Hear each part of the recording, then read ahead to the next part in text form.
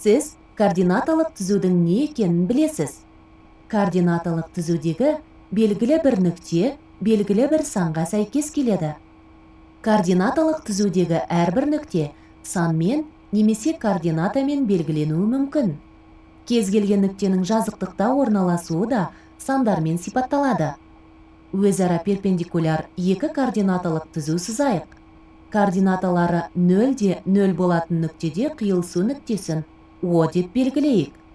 О нүктесінде қиылысатын өзара перпендикуляр екі координаталық түзу тікбұрышты координаталар жүйесін құрайды. Горизонталь сызылған координаталық түзуді абсциссалар осі деп атаймыз.